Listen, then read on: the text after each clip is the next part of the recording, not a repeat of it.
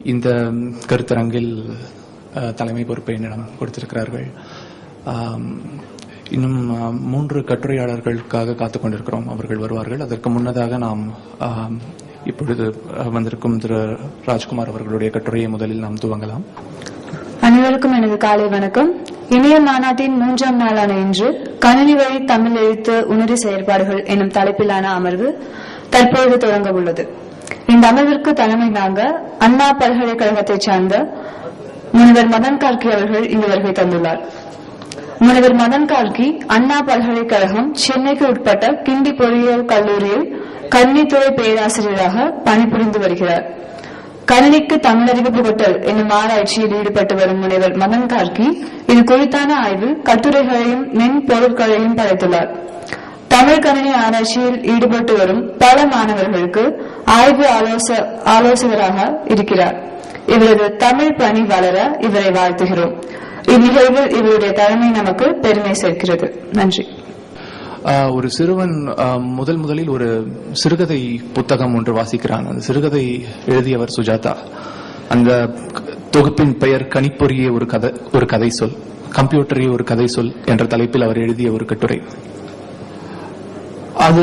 அந்த கட்டுரை அந்த சிறுவனை ஏதோ ஒரு பாதிப்பு அவனுக்குள் ஏற்படுத்துகிறது. அந்த பாதிப்பின் காரணமாக கணிப்பொறி துறையில் ஈர்க்கப்பட்டு கணிப்பொறி துறையில் என்னென்ன செய்ய முடியும், என்னென்ன உருவாக்க முடியும் என்ற ஆர்வம் அவனுக்கு தொடங்குகிறது. பள்ளி பருவத்திலிருந்து அவன் தொடர்ந்து கணினி தமிழ் இந்த இரண்டையும் இணைத்து என்னென்ன செய்யலாம் என்று யோசித்துக் கொண்டிருந்து விட்டு பிறகு அவனுடைய கல்வி, அவனுடைய மேல் படிப்பு அனைத்தையும் இதை நோக்கியே அவன் செய்து கொண்டிருந்தான்.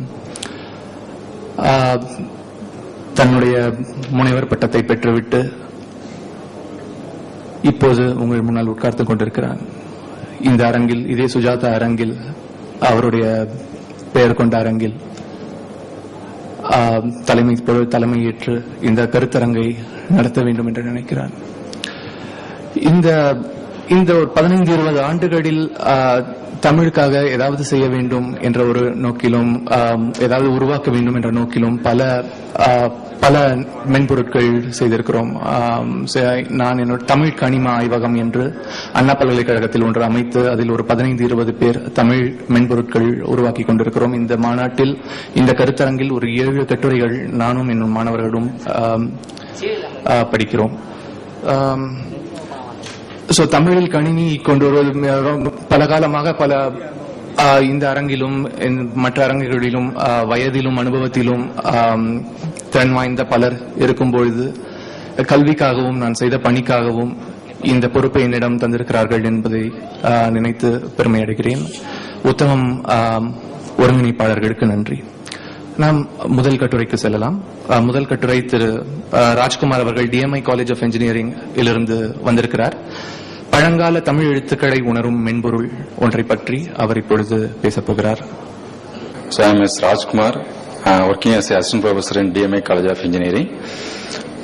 My paper is recognition of ancient Tamil characters in stone inscription. So this paper is presented by me and my friend Mr. Navarajan. So சாதாரணமா நீங்க கோயிலுக்கோ இல்ல வேற வெளியிடத்துக்கு போகும்போது நிறைய கல்வெட்டு இல்லைன்னா ஓலை சுவடி அந்த மாதிரி எல்லாம் பார்த்திருப்பீங்க. நம்மளோட உலக தமிழ் செம்மொழி மாநாடு கண்காட்சி அரங்கில கூட நிறைய ஒலை சுவடிகளும் கல்வெட்டுகளும் இருக்கு. ஸோ பட் கல்வெட்டுல 2ஆம் நூற்றாண்டுல இருந்தே தமிழ் லெட்டர்ஸ் யூஸ் பண்ணிருக்காங்க. ஸோ தமிழ் லெட்டர்ஸ் நமக்கு இப்ப இருக்கிற மாடர்ன் ஜெனரேஷன், இப்ப நம்ம ஜெனரேஷன்ல இருக்கிறவங்களுக்கு ரீட் பண்ணதுக்கு முடியாது. பட் உங்களுக்கு தெரியும், எல்லா லெட்டர்ஸுமே நீங்க இப்ப படிக்கிற லெட்டர்ஸ் தான். பட் சில லெட்டர்ஸ் சில செஞ்சுல இருக்காது, இல்ல வேற மாதிரி டிஃபரெண்டா இருக்கும். அதனால உங்களால ஐடென்டிஃபை பண்ண முடியாது. சோ என்னோட ரிசர்ச்ல நான் என்ன பண்றேன்னா, 2ஆம் நூற்றாண்டுல இருந்து 18ஆம் நூற்றாண்டு வரை கல்வெட்டில் உள்ள தமிழ் எழுத்துக்களை எல்லாம் இப்போது இருக்கும் அனைவருக்கும், இப்போது இருக்க ஜெனரேஷன்ல இருக்கிற எல்லாருமே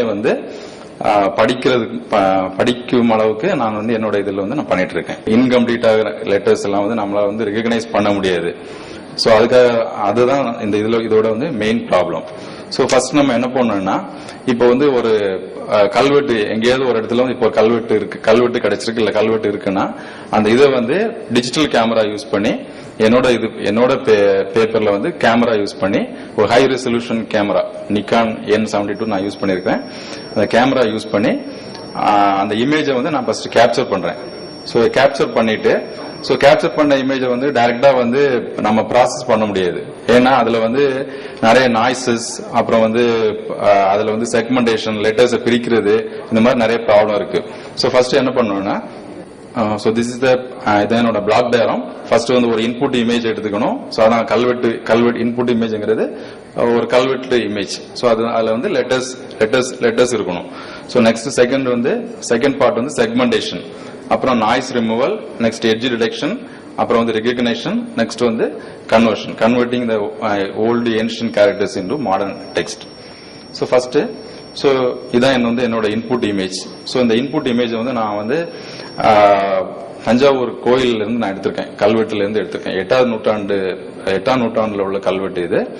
ஸோ இதுல இருக்கிற லெட்டர்ஸ் எல்லாமே வந்து தமிழ் லெட்டர்ஸ் தான். பட் உங்களுக்கு அதை ரீட் பண்ண முடியுதா என்ன லெட்டர்ஸ்ங்கிறது? இல்லையா? சோ அதை வந்து பட் எல்லாமே தமிழ் லெட்டர்ஸ். சோ அது எந்த செஞ்சுரியில உள்ளது, அதை எப்படி நம்ம படிக்கிறதுங்கிறதா நான் என்னோட இதெல்லாம் நான் பண்ணிருக்கிறேன். இந்த லெட்டர்ஸை வந்து நம்ம படிக்கணும், கல்வெட்டுல இருக்கிற லெட்டர்ஸை படிக்கணும்னா அந்த லெட்டர்ஸ் வந்து உங்களுக்கு என்னன்னு தெரியணும். சோ அதுக்காக நான் என்ன பண்ணேன்னா ஃபர்ஸ்ட் வந்து ஆர்கியாலஜி டிபார்ட்மெண்ட் போயிட்டு 2nd செஞ்சுரியில இருந்து 18th செஞ்சுரி வரை உள்ள டேட்டாவை வந்து நான் கலெக்ட் பண்ணணும்.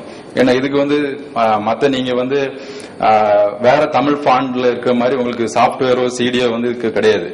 அதனால என்ன பண்ணுங்கன்னா நானே வந்து டேட்டா பேஸ் கிரியேட் பண்ணி வந்து கிரியேட் பண்ணேன் எல்லா செஞ்சுரிக்கும். 2nd செஞ்சுரில இருந்து 18th செஞ்சுரி வரை உயிரெழுத்து மெய்யெழுத்து எல்லாமே தனியா டேட்டாவை இது பண்ணி ப்ராசஸ் பண்ணி டேட்டா பேஸ் கிரியேட் பண்ணேன். ஏன்னா அப்பதான் வந்து டேட்டா பேஸ் கிரியேட் பண்ணிட்டு நெக்ஸ்ட் அந்த எழுத்துக்கு சமமான இப்போ இருக்கிற லெட்டர் ஈக்குவலான என்ன கேரக்டர் இப்போ இருக்கோ அதை வந்து இது பண்ணி மேட்ச் பண்ணிட்டு அதுக்கப்புறமா நாங்க ப்ராசஸ் பண்ணோம். ஸோ இதான் வந்து என்னோட டேட்டா பேஸ். நான் கலெக்ட் பண்ண எக்மோர்ல இருந்தும் ஆர்கியல் டிபார்ட்மெண்ட் நம்ம செக்ரட்டரியில இருக்கிற இதுல இருந்து நான் கலெக்ட் பண்ணேன் உயிரெழுத்து மெய்யெழுத்து. ஸோ இதுல நீங்க பாத்தீங்கன்னா உங்களுக்கு வந்து வேரியேஷன்ஸ் தெரியும் நிறைய. ஃபர்ஸ்ட்ல இருக்கிறது வந்து செகண்ட்ல இருக்கிறவங்க 2nd செஞ்சுரி லெட்டர். ஸோ அதுல வந்து வந்து எப்படி எழுதிருக்காங்கன்னா இப்படிதான் இருக்கும், நம்ம இப்ப இருக்கிற மாதிரி இருக்காது. ஸோ இப்ப கீழே வந்து 19th செஞ்சுரிக்கு அப்புறம் தான் நம்ம இப்ப யூஸ் பண்ற இருக்கும். கடைசியில் கீழே இருப்பாங்க கடைசி ரோல 19th செஞ்சுரியில மட்டும்தான் நமக்கு வந்து இப்போ நீங்க யூஸ் பண்ற லெட்டர்ஸ் தெரியும். ஸோ அதுக்கு முன்னாடி பாத்தீங்கன்னா நிறைய சேஞ்சஸ் இருக்கு. ஒவ்வொரு தலைமுறைக்கும் ஒவ்வொரு நூற்றாண்டுக்கும் நிறைய வேரியேஷன்ஸ் இருக்கு. ஸோ ஃபர்ஸ்ட் இந்த வேரியேஷன்ஸ் வந்து நம்ம ஐடென்டிஃபை பண்ணோம். ஸோ ஃபர்ஸ்ட் 2nd இருந்து 4th 5th எல்லாம் பாத்தீங்கன்னா நிறைய லெட்டர்ஸ் எல்லாம் இருக்காது. இப்ப 5th செஞ்சுரியில கிடையாது, ஐ எல்லாம் கிடையாது. ஐ வந்து எப்போ எதுக்கு அப்புறம் யூஸ் பண்ணிருக்காங்கன்னா 9th செஞ்சுரியில இருந்தா ஐங்கிறத யூஸ் பண்ணிருக்காங்க. ஸோ அதே மாதிரி மெய்யெழுத்தும் அப்படிதான். ஸோ ஃபர்ஸ்ட் எல்லாம் நீங்க வந்து எல்லாம் பாத்தீங்கன்னா ஒரு சிம்பிள் தான் யூஸ் பண்ணிருக்காங்க. இந்த லெட்டர்ஸ் தான் வந்து கல்வெட்டுல யூஸ் பண்ணிருப்பாங்க. ஸோ இது வந்து உங்களுக்கு என்னன்னு தெரியாதனாலதான் உங்களால ரீட் பண்ண முடியல. ஸோ அதுக்காக நான் வந்து இது பண்றேன், பேப்பர்ஸ் இந்த ப்ராஜெக்ட் பண்றேன். ஸோ ஃபர்ஸ்ட் ப்ரீ ப்ராசஸிங்னா என்னன்னா ஒரு இமேஜை நம்ம எடுத்த உடனே டைரக்டா அதுக்கு என்ன அவுட்புட்ங்கிறத கொண்டு வர முடியாது.